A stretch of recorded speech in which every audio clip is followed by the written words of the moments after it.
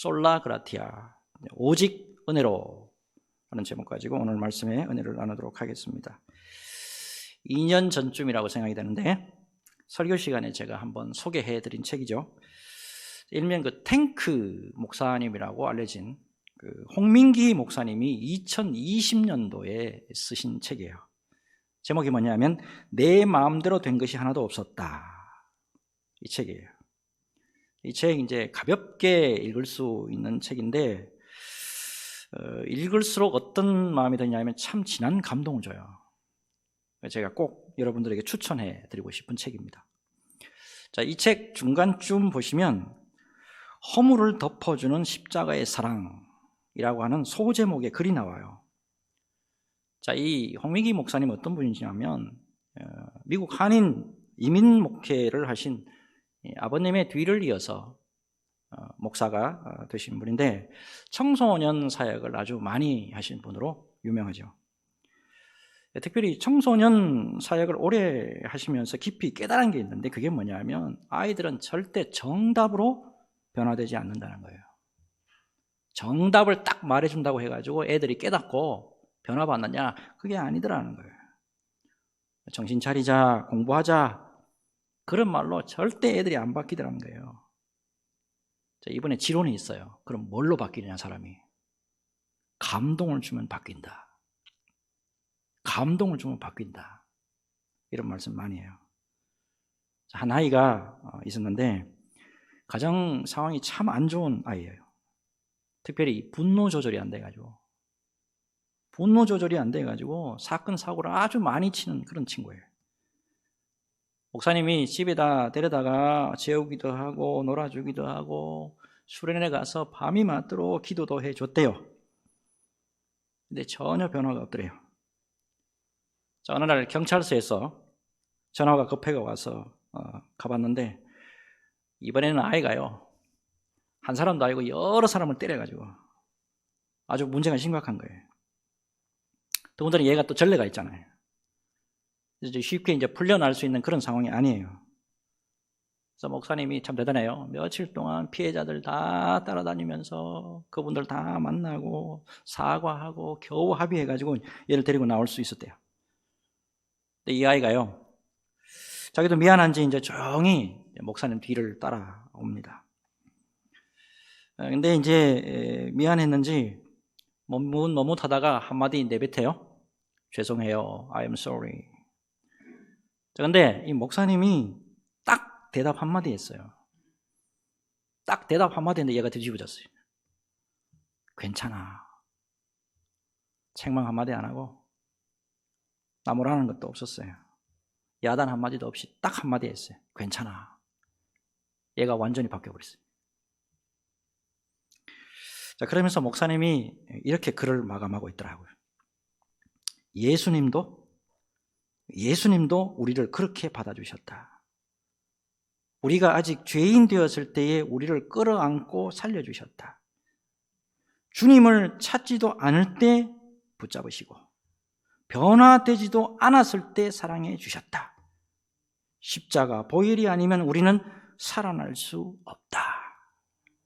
로마서 5장 8절 말씀 기억하시죠? 지난주에 로마서 5장 8절, 우리가 아직 죄인 되었을 때에 그리스도께서 우리를 위하여 죽으심으로 하나님께서 우리에 대한 자기의 사랑을 확증하셨느니라. 여러분, 이 놀라운 하나님의 사랑 속에서 믿음의 길 잘 경주하는 저와 여러분들이 되었으면 하고요. 특별히 오늘 말씀 속에서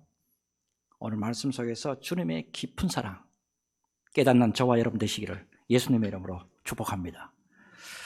자, 계속해서 이제 로마서 강해하고 있는데 지난 시간까지 죄 문제부터 먼저 다뤘죠. 자, 이방인들의 죄, 유대인들의 죄. 그 다음에 모든 사람들이 그래서 다 죄 아래에 있다. 자, 그렇다고 한다면 죄 아래에 있는 인생들이 어떻게 의롭다움을 받을 수 있느냐? 오직 믿음으로만 가능하다. 솔라 피데. 자, 그렇다고 한다면 무엇을 믿어야 되느냐? 이거 제가 강조 많이 드렸죠. 뭘 믿어야 되는 거예요? 오직 예수 그리스도의 십자가의 죽으심과 부활, 이 두 가지 다예요. 예수 그리스도의 죽으심과 부활, 이거를 믿어야 된다 말씀을 드렸죠. 여기 4장까지의 말씀이에요. 자, 이제 5장으로 딱 넘어오면 소위 믿음으로 말미암아서 의롭게 된 후에 이신칭이 이후이죠. 이신칭이 이후에 그러면 결과가 어떠냐? 3가지 결과가 있었죠. 첫째, 하나님과 화평을 누리도다. 화평. 2번째요. 소망이죠. 환난은 인내를, 인내는 연단을, 연단은 소망을 이루는 줄 알미라. 마지막 사랑이죠. 하나님의 사랑이 우리 마음에 부은 바 됨이니. 3가지 우리 말씀을 나눠봤어요. 자, 이제 오늘 본문으로 딱 넘어오면 이신칭이 이후에 주어진 그 은혜들, 자, 그 은혜들을 그거를 우리가 어떻게 받을 수 있었느냐? 요거 말씀하시는 거예요. 자, 믿음으로 말미암아 의롭다함을 받고 우리가 구원받은 백성들이 됐는데 그 근거가 그러면 어디서 왔느냐? 요거 말씀하고 있는 거예요. 그래서 첫째, 우리가 믿음으로 말미암아 의롭다함을 받고 구원받은 것은 전적인 하나님의 은혜 때문이다. 전적인 하나님의 은혜 때문이다. 저는 이 전적인 말, 토탈, 이거를 번역한 거거든요. 이거 굉장히 좋아합니다. 구원에 있어서 인간들이 행할 수 있는 뭔가 요소는 0.001%도 없다는 거예요. 자, 근데 여러분 오늘 본문을 잘 보시면 우선 12절을 보겠는데, 자, 12절부터 이 말씀부터 먼저 시작을 합니다. 자, 보세요. 그러므로 한 사람으로 말미암아 죄가 세상에 들어오고 죄로 말미암아 사망이 들어왔나니 이와 같이 모든 사람이 죄를 지었으므로 사망이 모든 사람에게 이르렀느니라. 자, 오늘 이제 본문을 쭉 읽어보시면 잘 아시겠지만 한 사람 굉장히 많이 나오죠. 자, 특별히 한 사람 아담, 한 사람 예수 그리스도, 이거 대조합니다. 그래서 사도 바울은 보면 아담의 범죄, 그 다음 예수 그리스도의 은혜, 이 2가지를 대조하고 있어요. 자, 특별히 여러분이 12절에서 2가지를 꼭 아시고 넘어가셔야 돼요.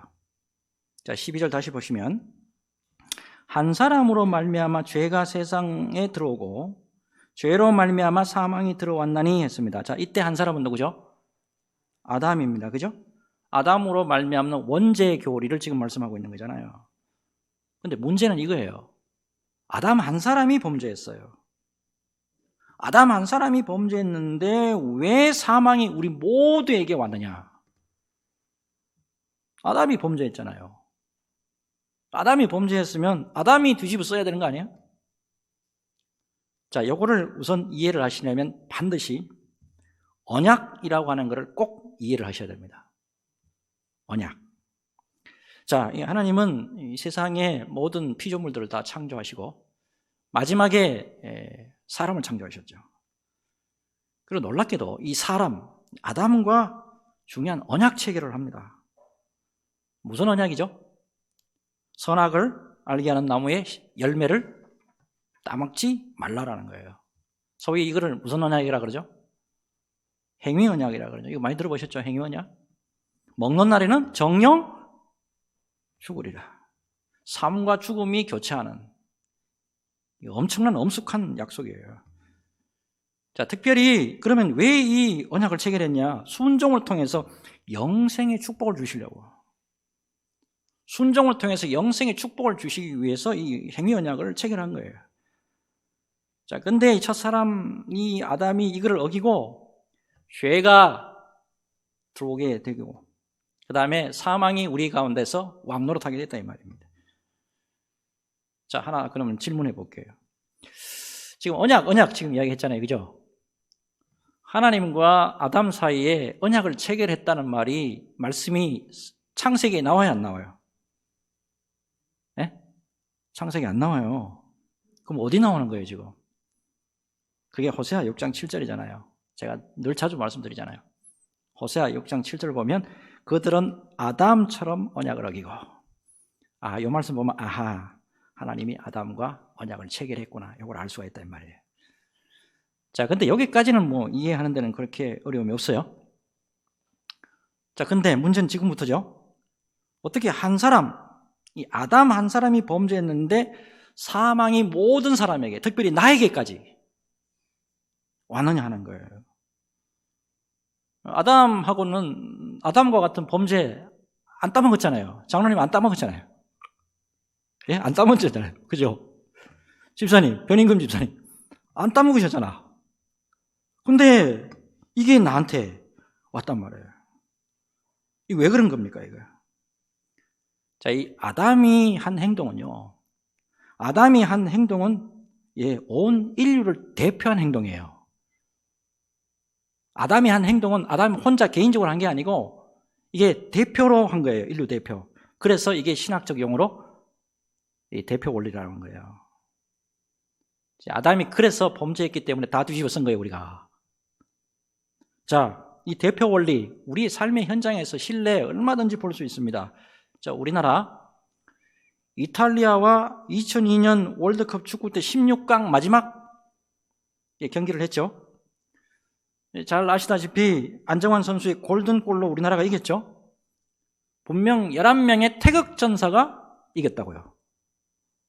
근데 어떻게 표현합니까? 표현할 때는 우리나라 전체가 이겼다 이렇게 표현하잖아요. 이게 대표 원리예요. 대표 원리. 자, 이 대표 원리에 의해서 아담의 범죄로 말미암아서 온 인류에게 사망이 왔단 말입니다. 자, 근데 중요한 건 지금부터죠. 더 중요한 거는 사망이 이미 우리에게 왔습니다. 그래서 우리가 이미 다 죽음 속으로 들어갔어요. 근데 중요한 것은 하나님이 그거를 방관하고 그냥 내버려 놨느냐? 그게 아니잖아요. 하나님의 놀라운 처방이 있었습니다. 자, 예수 그리스도를 통해서 우리 모든 인생들에게 은혜를 베풀어 주신 사건이 터졌어요. 자, 그게 이제 15절에서 말씀하고 있는 거예요. 15절. 그러나 이 은사는 그 범죄와 같지 아니하니 곧 한 사람의 범죄를 인하여 많은 사람이 죽었은즉 더욱 하나님의 은혜와 또한 한 사람 예수 그리스도의 은혜로 말미암는 선물은 많은 사람에게 넘쳤느니라.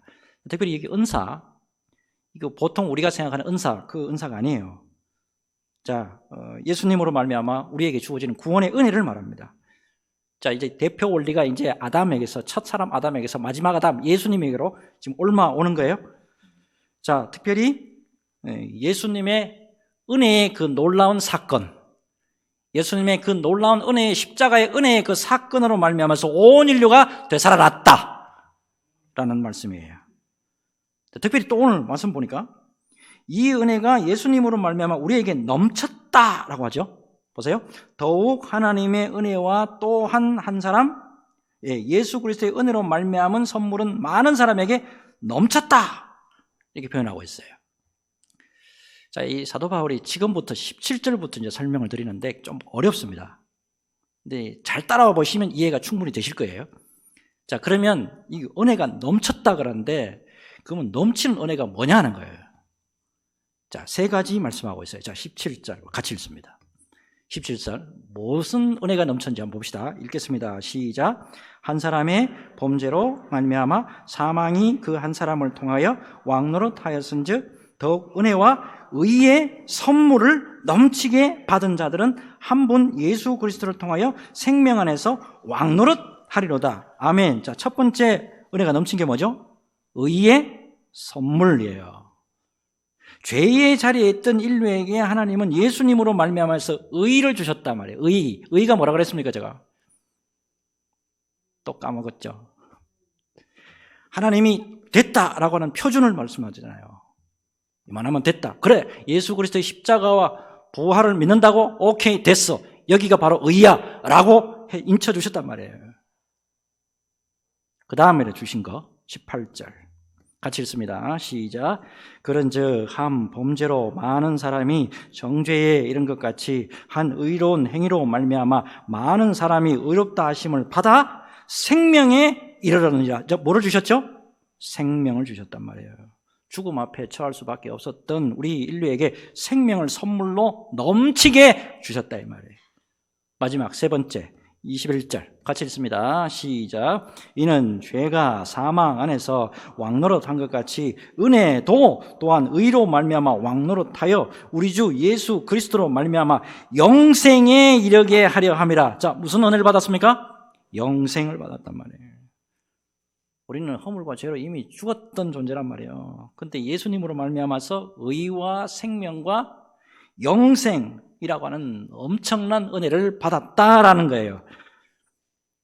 자, 근데 대부분 다들 지금 표정들이 보면 어떠시냐 하면 덤덤하세요. 와, 우리 같은 죄인이 이 의와 생명과 영생을 받다니, 그런 표정이 아니세요. 구원은 받기는 받았는데 구원의 감격이 지금 오래 예수를 믿으셔서 그런지 모르지만 구원의 감격이 너무너무 덤덤해요. 자, 2011년에 나온 책이에요. 이 책도 제가 좀 꼭 권장을 하는데 윤복희 권사님이 쓰신 책이에요. 저예요 주님. 2011년도에 나온 책입니다. 저예요 주님. 여기 보면 처음 하나님을 만났을 때 구원의 감격을 쓰고 있어요. 자, 이렇게 시작합니다. 대중가수로 많은 사랑을 받았지만 제게는 아픔이 있었습니다.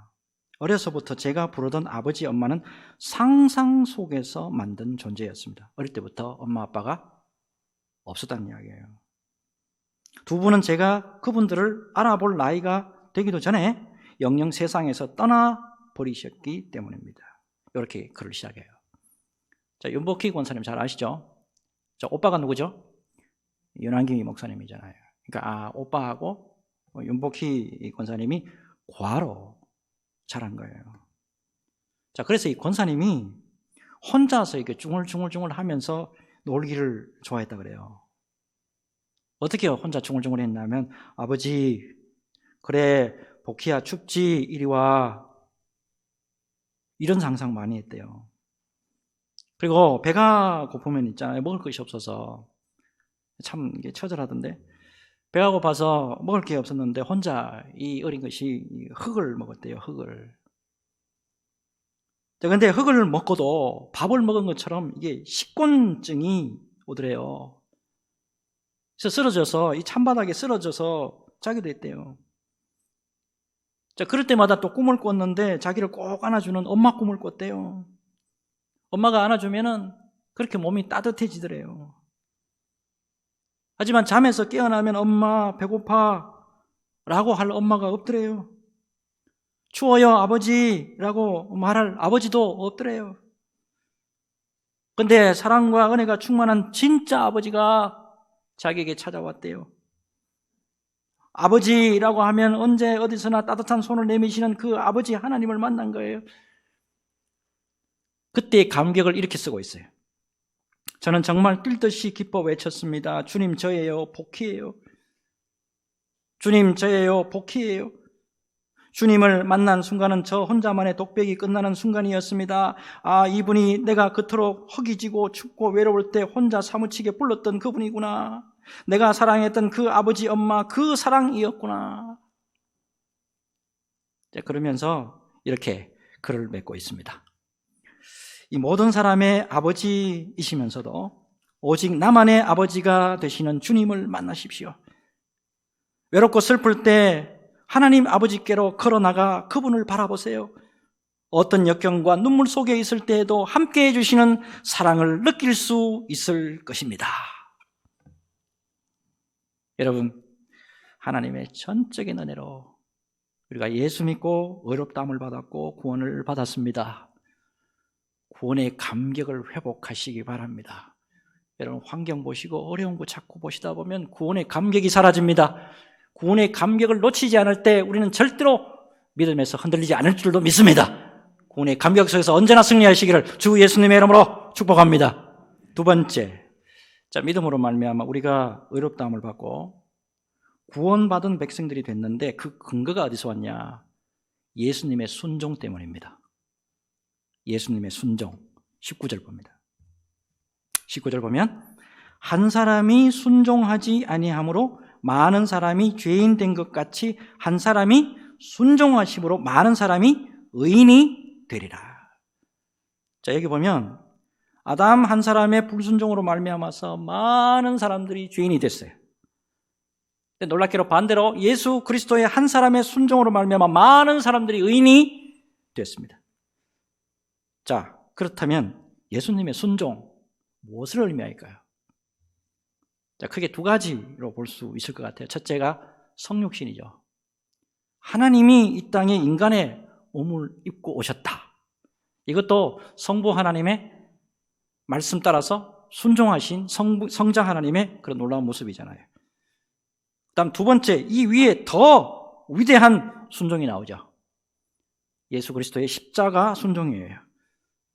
자, 그런데 문제는 지금이에요. 여러분, 우린 지금까지 십자가 사건을 성자 하나님께서 성부 하나님에게 순종하시되 죽기까지 순종했다. 죽기까지 순종하셨습니다 라고 주로 알고 있어요. 그런데 순종 아닙니다.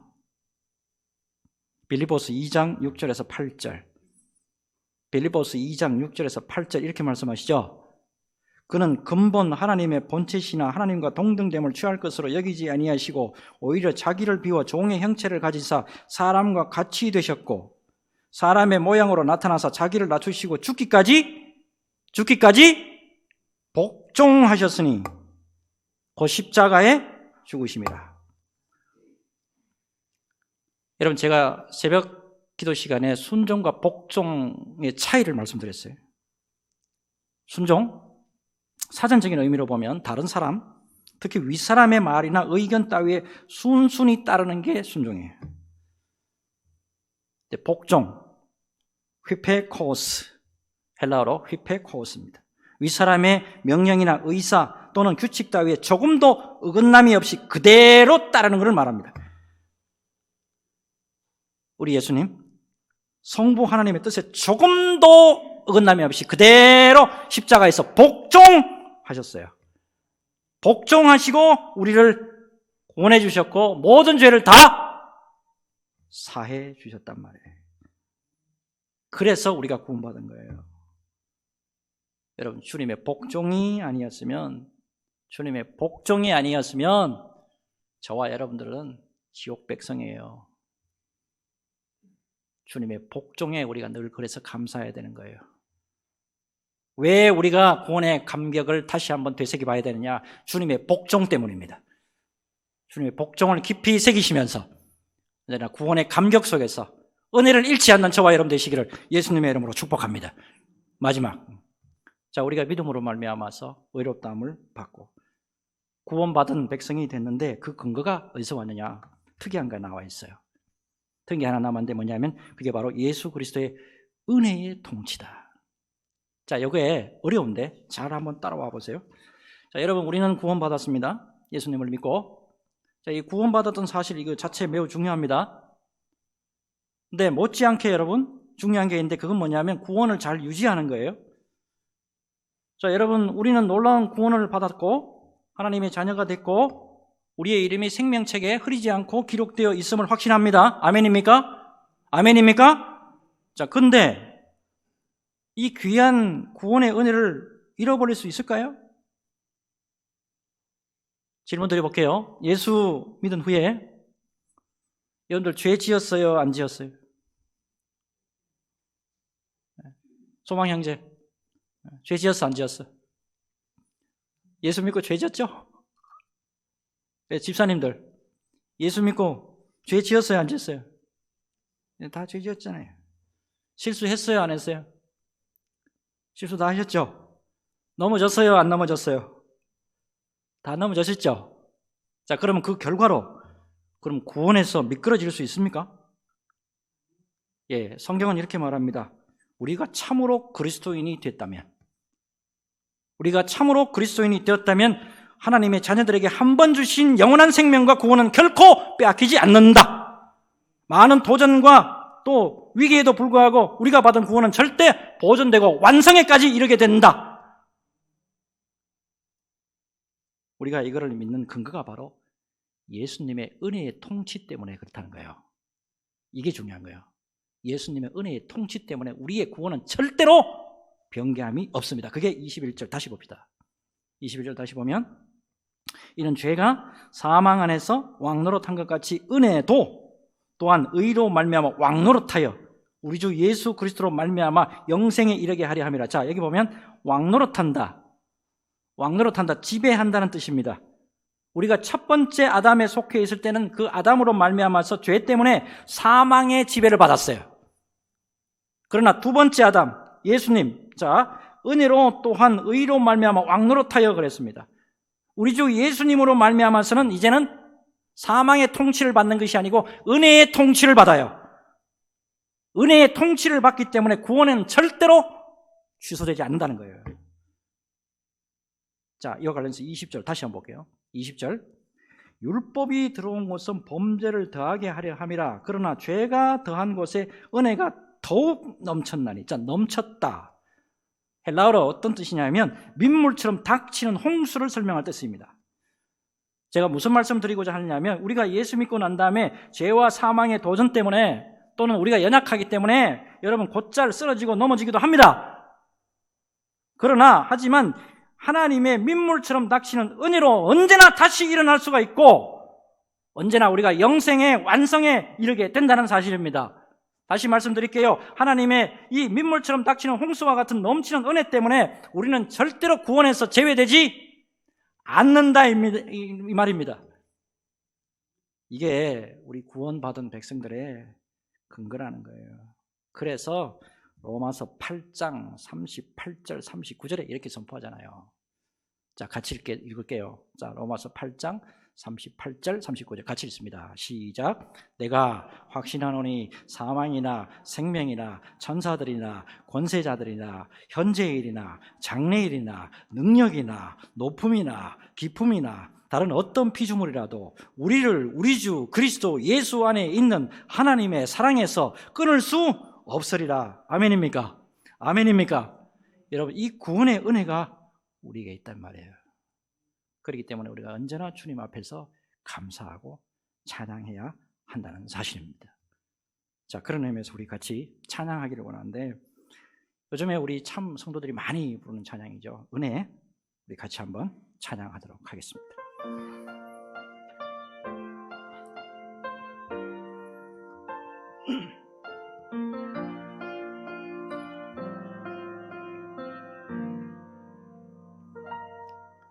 내가 누려왔던 모든 것들이 내가 지나왔던 모든 시간이 내가 걸어왔던 모든 순간이 당연한 것 아니라 은혜였어. 아침 해가 뜨고 저녁에 노을 봄의 꽃향기와 가을의 열매 변하는 계절의 모든 순간이 당연한 것 아니라 은혜였어. 모든 것이 은혜, 은혜, 은혜, 한없는 은혜. 내 삶에 당연한 것 하나도 없었던 것이 모든 것이 은혜, 은혜여서 내가 이 땅에 태어나 사는 것 어린아이 시절과 지금까지 숨을 쉬며 살며 꿈을 꾸는 삶 당연한 것 아니라 은혜였어. 아멘입니다. 주님, 내가 하나님의 자녀로 살며 오늘 찬양하고 예배하는 삶 복음을 전할 수 있는 축복이 당연한 것 아니라 은혜여서 모든 것이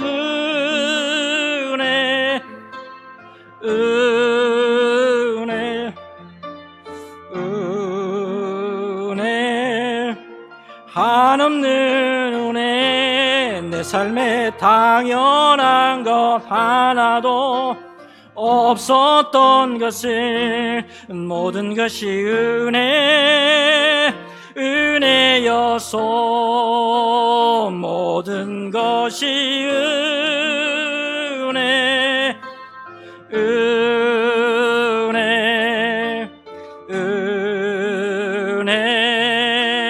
한없는 은혜 내 삶에 당연한 것 하나도 없었던 것을 모든 것이